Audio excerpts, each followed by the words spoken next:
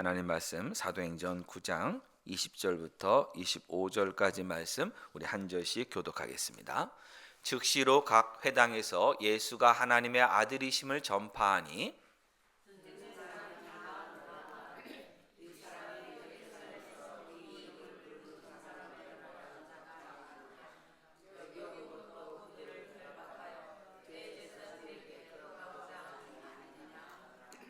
사울은 힘을 더 얻어 예수를 그리스도라 증언하여 다메섹에 사는 유대인들을 당혹하게 하니라.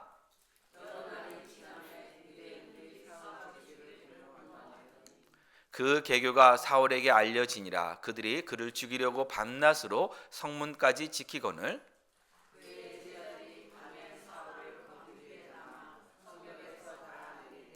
아멘.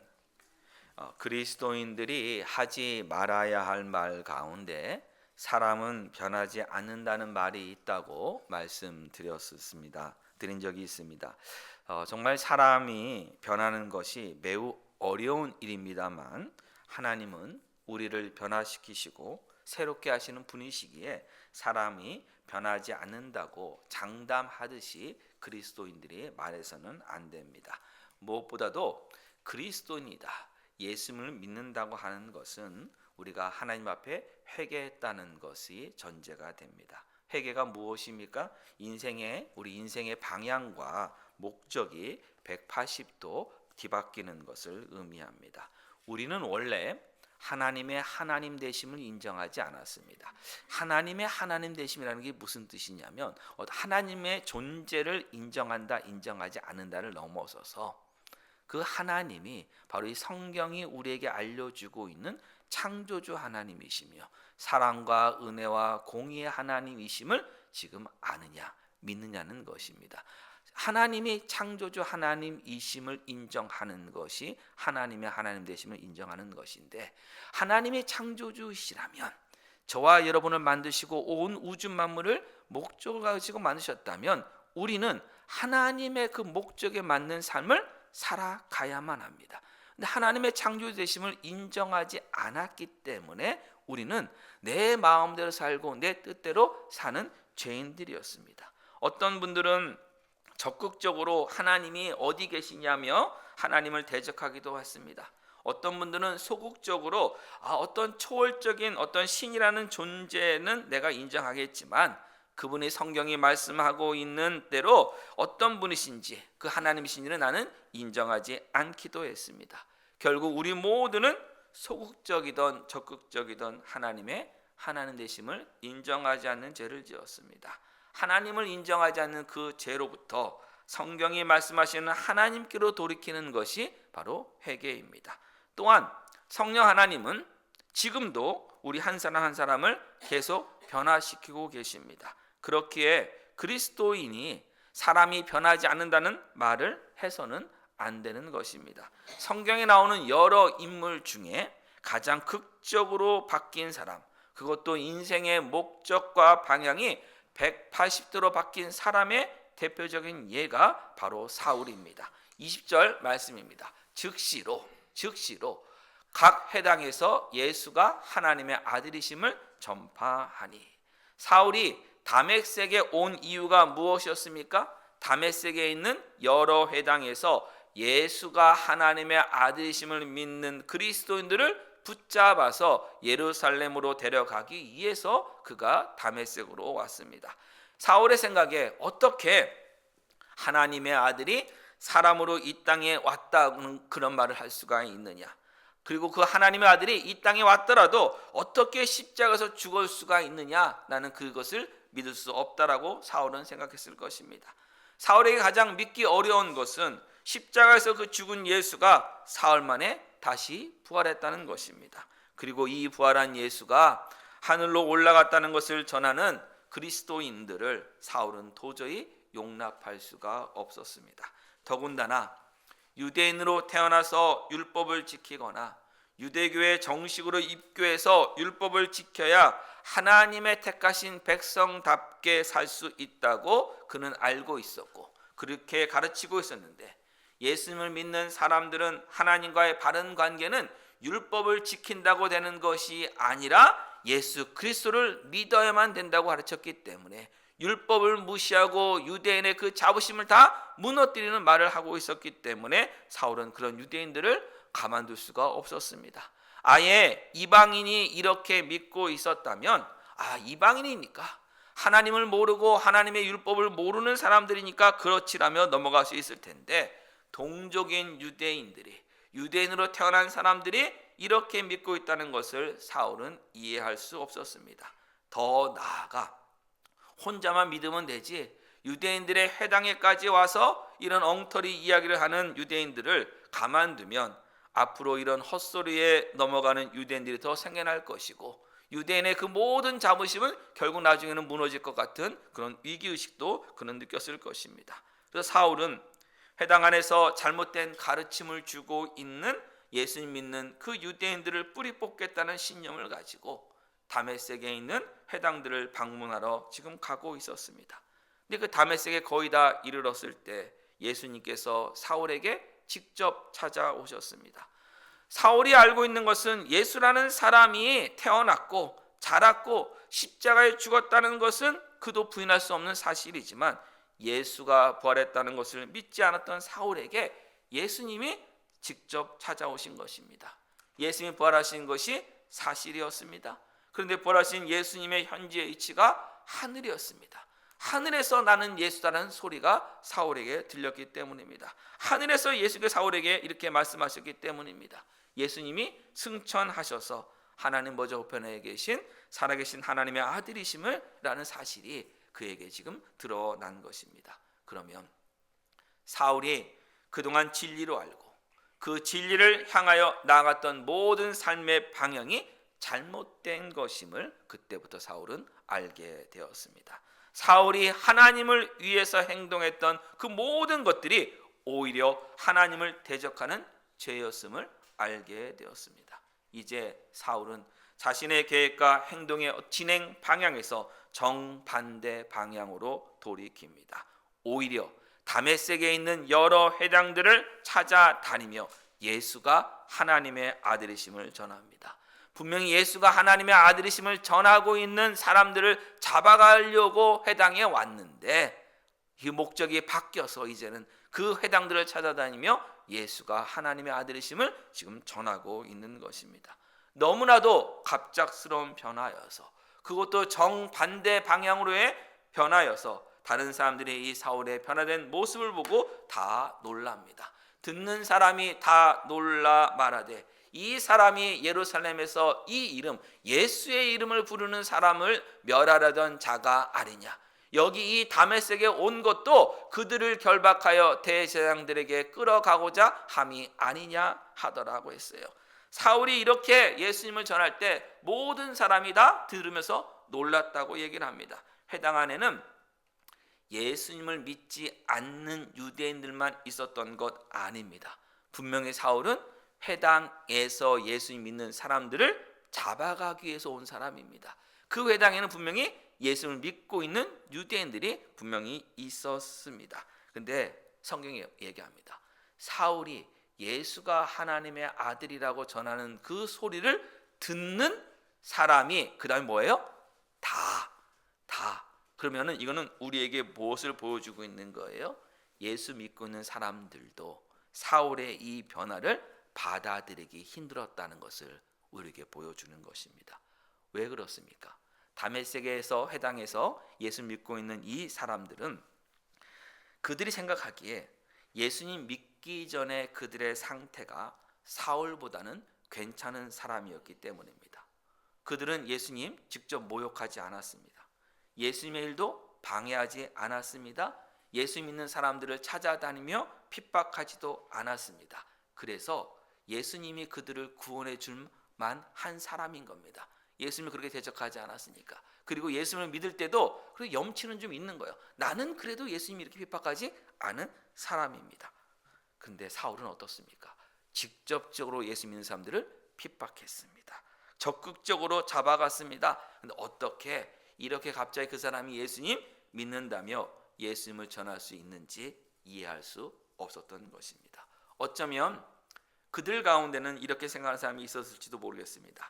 지금 사울이 예수 믿는 사람들에게 덫을 놓아서 한꺼번에 일망타진하려고 예수 믿는다며 거짓말하고 있을 줄 모른다. 그렇기 때문에 거기에 좀 동조하면 안 된다. 나 예수 믿는다고 바로 나가면 나를 잡아갈 수도 있다라고 생각했을지도 모르겠습니다. 아무튼 모든 사람들이 지금 사울의 변화를 보고 놀라고 있고 지금 당혹스러워하고 의심하고 있습니다. 너무나도 당연한 일이 벌어진 겁니다. 사람들의 그 변화를 사람들 모두 다 쉽게 받아들이지 못하는 것이 현실이기 때문입니다. 근데 사울은 사람들의 이런 반응 때문에 주눅들지 않고 오히려 힘을 더 내서 담대하게 예수를 그리스도라고 증언합니다. 사울은 힘을 더 얻어서 예수를 그리스도라 증언하여 다메섹에 사는 유대인들을 당혹하게 하니라. 이 말은 뭐냐면 설교를 더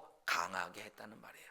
더 힘차게 목소리 높여서 설교하는 것입니다. 그런데 여기에 저와 여러분이 기대하는 일이 일어나지 않았습니다. 혹시 여러분이 갖고 계신 성경 가운데 사도행전 9장 22절이 이렇게 기록된 성경책 혹시 있으십니까? 사울은 힘을 더 얻어 예수를 그리스도라 증언하여 다메섹 사는 유대인들 많은 이들이 예수님께로 돌아왔더라. 이런 성경 갖고 계십니까 혹시? 우리가 기대하는 건 뭐냐면 이거예요. 사울이 그 자기를 믿지 않고 있는 사람들에게 자기가 변화받았다는 것을 인정하지 않는 사람들의 그 반응에도 불구하고 열심히 힘을 내서 복음을 전하니 다메섹 사는 유대인들이 사울의 말을 듣고 예수님을 믿게 되었더라. 이것을 우리는 기대합니다. 그런데 이런 일이 일어나지 않았다는 거예요. 오히려 다메섹에 사는 유대인들은 계속해서 당혹함 가운데 지금 있을 뿐이었어요. 여기서 우리는 사울이 복음을 잘 전할 수 있는 대단한 잠재력을 가지고 있었기에 하나님께서 사울을 회심시키시고 구원해 주신 것이 아니라는 것을 다시 한번 확인하게 됩니다. 네, 사울은 겉모습으로 훌륭한 사람입니다. 율법에 정통한 사람입니다. 당대 최고의 율법 교사 가운데 하나인 가말리엘 문화에서 수학한 사람입니다. 헬라파 유대인이지만 예루살렘에 와서 율법을 오랫동안 배워서 유대인의 문화와 헬라인의 문화를 모두 잘 알고 있습니다. 유대인의 언어도 잘 알고 있고 당시 국제 공용인 헬라어도 너무나도 잘하고 있습니다. 여러분 보세요. 우리가 이 이민사회 속에서 한국말도 잘하고 영어도 잘하는 사람이 얼마나 부럽습니까? 큰 일꾼 아닙니까?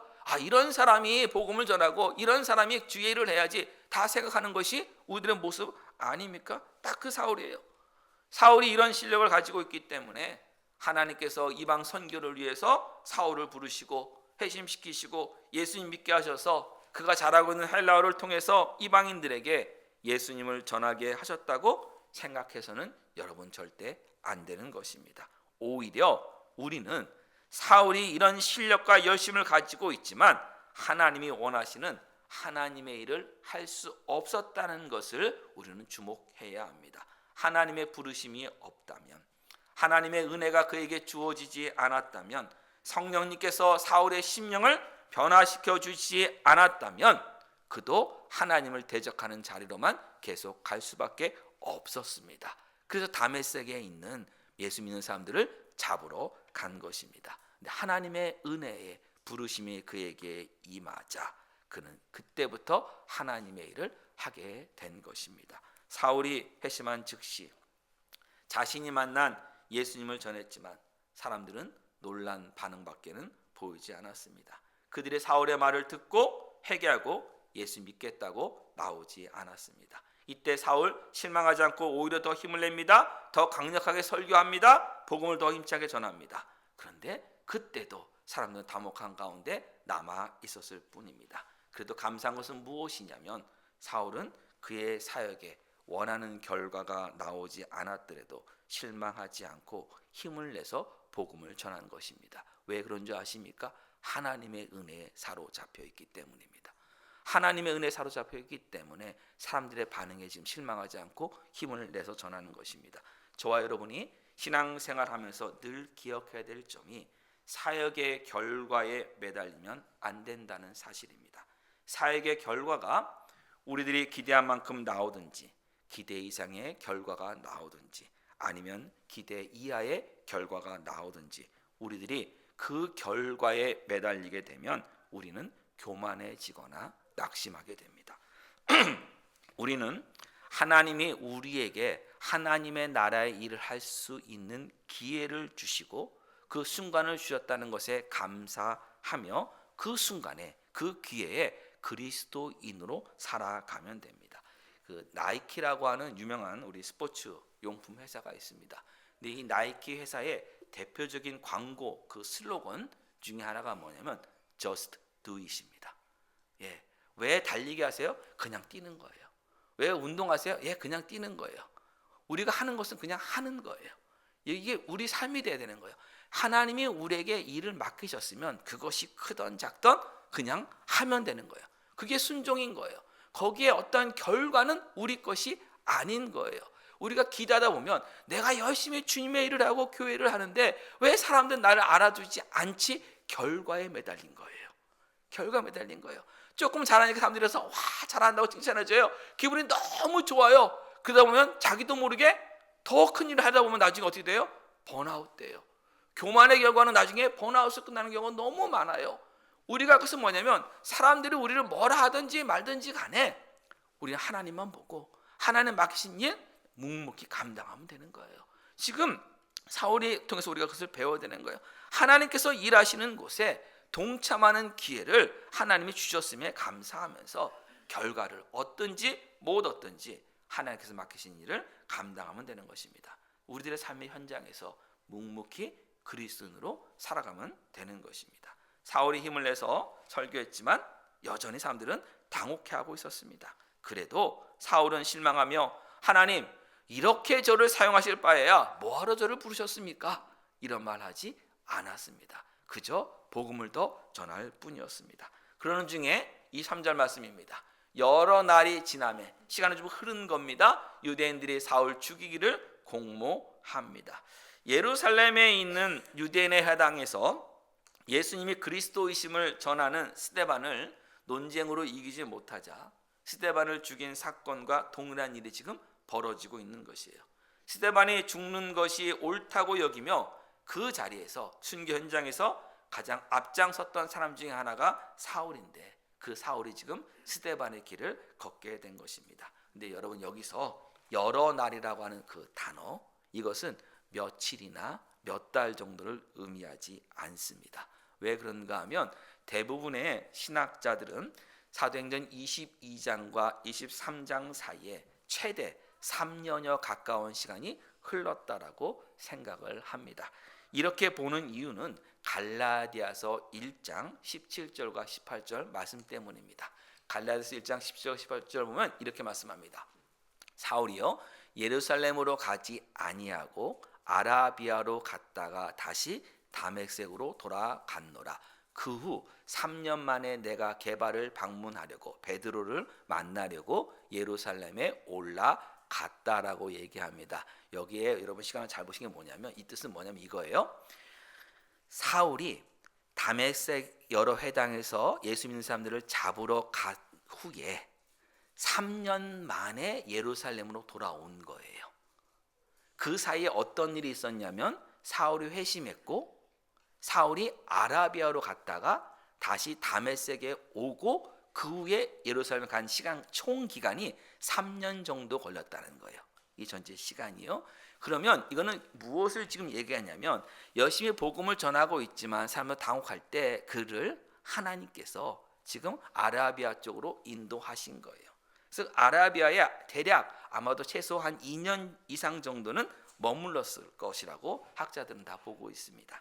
사울이 오랜 시간 동안 아라비아 광야, 아라비아는 광야 사막이에요. 그러면 그 말은 뭐냐면 사람이 잘 살지 않는 거, 사람을 만나기 힘든 거, 하나님과의 1대1의 만남에 집중할 수 있는 그곳에 가서 하나님 말씀을 연구하고 훈련을 받은 후에 다메섹으로 다시 돌아와 여러 회당에서 복음을 더 열심히 전한 것입니다. 그런데 어떤 일이 벌어졌냐면 유대인들이 사울을 그때 죽이려고 합니다. 한동안 광야에서 다른 사람들의 방해 없이 예수님으로부터 1대1로 복음 공부를 했습니다. 복음 전하는 훈련을 받고 왔으면, 그래서 복음을 전하면 많은 유대인들이 회개하고 예수님 믿게 되었다는 결과가 나와야 하는데, 오히려 가서 공부까지 하고 왔는데 어떤 일이 벌어졌다고요? 사울을 죽이려고 했습니다. 결국 사울은 자신을 죽이려는 유대인들을 피해서 숨어버립니다. 24절 말씀이에요. 그 계교가, 사울을 죽이려는 그 계교가 사울에게 알려지니라. 그들이 그를 죽이려고 밤낮으로 성문까지 지키거늘. 이 말은 결국 무엇이냐면 성 안에 사울이 숨어 있는 거예요. 그들을 지금 사울을 찾지 못해서 그래도 나가려면 성문으로 나갈 수밖에 없으니까 성문은 지키자. 그 소리가 사울은 숨었다는 거예요. 여러분, 복음을 전하기 위해서 지금 그가 열심히 나섰어요. 그런데 그를 죽이려고 해요. 그럼 사울이라면 여러분 어떻게 돼야 될 것 같아요? 순교 당하는 것이 맞죠? 용감하게 더 내가 회당에 가서 복음 전하겠습니다. 복음 딱 전하면서 잡아가고 순교 당하로 끝나는 것이 오히려 더 멋진 모습 아니겠어요? 우리 기대하는 모습 아니겠어요? 그런데 사울은 지금 뭐 하고 있다고요? 숨었어요. 다메섹에 있는 유대인들은 사울이 도망가지 못하게 성문까지 지키며 지금 잡으려 하고 있어요. 그때 그의 제자들이 밤에 사울을 광주리에 담아 성벽에서 달아 내리니라 라고 말씀합니다. 밤이든 낮이든 사울을 잡기에 24시간 성문을 지키는 유대인들을 피해서 밤에 광주리를 이용해서 그가 탈출한 것입니다. 성인 남자가 들어갈 광주리는 튼튼해야 됩니까? 아니면 튼튼하지 말아야 됩니까? 튼튼해야 돼요. 무게가 상당합니다. 그리고 사이즈도 매우 커야 합니다. 그걸 들키지 않게 조용히 광주리 매단 줄을 성 위에서 성벽을 통해서 내려보내려면 한두 사람은 될 일이 아니에요. 여러 사람들이 필요했을 것입니다. 감사하게도 사울을 도와주는 사람들이 있었어요. 그를 누구라고 얘기했느냐면 25절에서는 그의 제자 사울의 제자라고 얘기했고, 그건 다시 말하면 뭐냐면 다메섹 교회 성도들이에요. 다메섹 교회 성도들이 지금 사울을 도와주고 있는 거예요. 사울이 한참 만에 돌아와서 복음을 전할 때 사울의 말을 듣고 복음을 전하는 걸 듣고 예수님 믿게 된 사람들 생겨났습니다. 또한 이미 예수 믿고 있는 사람들 가운데서도 사울이 예수 그리스도의 복음을 더 담대하게 자세히 전할 때 그들의 믿음이 단단해진 이들도 있었습니다. 이 다메섹 교회 성도들이 그래서 지금 사울을 돕게 된 것입니다. 이 말은 다메섹 교회 성도들이 사울을 신뢰하기 시작한 거예요. 그전에는 어떤 일이 있었다고요? 유대 회당에서 복음을 전하자 이미 예수 믿고 있는 다메섹 교회 성도들도 그 유대 회당에 있었는데 놀랍고 당혹했던 이 사람들이 한참 만에 돌아와서 사울이 그냥 복음을 전할 때 이제는 그 사울을 신뢰하기 시작하는 것입니다. 무엇을 보고 그들은 신뢰했을까요? 그가 세 가지 일이 일어났기 때문입니다. 첫째는 사울의 회심이 확실했기 때문이에요. 사울의 눈이 먼 것 사실입니다. 사울과 함께 갔던 사람들도 다 증언합니다. 그리고 사울의 눈이 다시 뜨게 된 것도 모두가 다 아는 사실입니다. 사울이 예수님을 극적으로 만났다는 걸 인정할 수밖에 없었고, 상당한 시간이 흘렀음에도 신실하게 예수님이 하나님의 아들이심을 지금 전하고 있기 때문에 다메섹 교인들은 사울을 그들의 공동체의 일원으로 지금 인정해 줬습니다. 두 번째로는 예수를 믿는 사람들이나 예수 믿지 않는 그런 유대인들이나 다메섹에 살고 있는 모든 유대인들에게 존경받고 있는 아나니아가 사울을 예수 그리스도 안에서 한 형제라고 불러줬기 때문입니다. 아나니아가 인정해 주자 다메섹 교인들도 사울을 지금 인정해 줄 수밖에 없었습니다. 세 번째로는 사울이 이렇게 믿음의 공동체 다메섹 교회 안으로 들어오게 된 것은 성령님의 일하심 때문입니다. 17절 보면 사울이 성령 충만함을 받습니다. 성령 충만한 사람의 특징은 믿음의 사람과 함께하는 것을 기뻐합니다. 왜냐하면 성령님은 사랑의 영이시기 때문입니다. 또한 성령님은 하나 되게 하시는 분이시기 때문입니다. 성령 충만한 사람은 하나됨을 기뻐하고 하나됨을 추구합니다. 또한 성령 충만한 사람은 하나님의 말씀을 사모합니다. 성령 충만한 사람은 예수님이 하나님의 아들이시며 그리스도이심을 담대히 전합니다. 20절 말씀 뭐였어요? 즉시 각 회당에 가서 예수가 하나님의 아들이심을 사울이 전했습니다. 그리고 22절에 보면은 예수가 그리스도라고 강하게 사울이 증언합니다. 이렇게 사울의 성령 충만한 증거를 보이자 먼저 믿음 안에 들어온 다메섹 교인들이 사울과 함께 있게 되었습니다. 정리하겠습니다. 사랑하는 성도 여러분, 사람이 변하는 것은 결코 쉬운 일 아닌 거 맞습니다. 우리의 의지나 노력만으로 결코 변화될 수 없습니다. 그러나 우리의 하나님은 사람을 변화시키시는 분이십니다. 하나님의 은혜는 우리를 변화시키는 능력을 가지고 있습니다. 사울처럼 완강히 복음을 대적하던 사람도 하나님의 풍성한 그 은혜의 부르심 앞에서 무너졌습니다. 예수를 만나고 그의 인생의 방향은 완전히 바뀌었습니다. 그는 더 이상 자기의 열심과 자기의 그 옳다고 하는 판단에 따라 사는 사람이 아니라 하나님의 은혜를 따라 예수를 그리스도라 담대히 전하는 사람으로 살게 되었습니다. 오늘 이 사울의 이야기를 통해서 우리가 두 가지 적용할 점이 있습니다. 첫 번째는 나는 정말 회개한 사람인가? 이 말은 뭐냐면 내 인생의 방향이 하나님께로 지금 돌이켜졌는가? 내가 이렇게 신앙생활, 교회 생활을 하고 있지만 여전히 내 뜻, 내 열심, 내 판단대로 살고 있지는 않은가? 나는 지금 하나님이 나를 변화시키고 계심을 지금 믿고 있는가를 먼저 살펴보시기 바랍니다. 두 번째로는 다른 성도들, 다른 사람을 바라보는 나의 시선은 어떤가를 한번 살펴보시기 바랍니다. 혹시 나는 사람은 안 변해라는 말을 습관처럼 하고 있지는 않은가? 하나님께서 지금 변화시키시고 계신 그 사람을 여전히 과거의 어떤 시선으로만 바라보고 있지는 않은가? 이 사람이 그리스도 안에서 지금 잘하고 있는데 나는 그 사람이 예전에 했던 그 행동 하나로만 지금 계속해서 판단하고 있지는 않은가? 우리는 신앙생활을 하며 일어나는 일 때문에 낙심할 때가 종종 있습니다. 하지만 하나님은 우리를 바라보실 때 결과보다는 가는 모든 과정 하나하나를 하나님 말씀에 순종하며 살아가고 있는가를 보십니다. 하나님은 우리에게 결과만을 요구하지 않으세요. 결과가 아니에요. 한순간 한순간 하나님의 뜻대로 그 자리를 지키고 있는가를 보시는 거예요. 그러면서 나타나는 모든 열매는 하나님의 것이에요. 우리 것이 아니에요. 우리가 결과를 만들어내는 거 아니에요. 우리가 할 수 있는 건 뭐냐면 지금의 자리에서 그리스도인답게 살아가는 거예요. 내일이면 내일의 자리에서 그리스도인답게 살아가는 거예요. 그게 하나님이 우리에게 요구하시는 것입니다. 심지어 우리 살다 보면 사울처럼 숨을 때도 있었고요, 도망갈 때도 있었습니다. 여러분, 그러나 그것으로 낙심하지 마세요. 그것이 실패가 아닙니다. 하나님께서 그 순간에도 사울과 함께 하셨던 것처럼 저와 여러분과 함께 하시고 계시기 때문입니다. 그래서 주어진 삶의 시간들을 겸손하게 하나님의 뜻 구하며 우리 모두가 살아가야 됩니다. 성도 여러분, 다시 한번 말씀드립니다. 하나님은 오늘 지금 이 시간도 저와 여러분을 변화시키고 계십니다. 그렇기에 우리는 반드시 변화됩니다. 하나님이 변화시키고 계시기 때문에 반드시 변화됩니다. 하나님이 변화시키고 계시는데 나는 절대 변화되지 않겠다, 나는 절대 변할 수 없다는 교만 가득한 생각을 버리시기 바랍니다. 그리고 다른 사람들, 다른 성도를 대할 때도 그 사람이 하나님의 은혜 받으면 변화될 것이고 지금 나는 모르지만 분명히 하나님이 그를 변화시키고 계신다고 하는 그 믿음을 가지고 바라보시기 바랍니다. 그리고 예수님 안에서 변화되고 있는 그 성도가, 그 변화의 속도가 비록 늦더라도 품어주는 넉넉한 다메섹 교회 성도들이 시간이 지나서는 이제는 사울을 품어줬던 것처럼 저와 여러분도 조금씩 변하는 그 사람들을 품어줄 수 있는 그 마음을 가지기를, 그 넉넉한 마음을 가지길 주님의 이름으로 당부드립니다. 기도하겠습니다.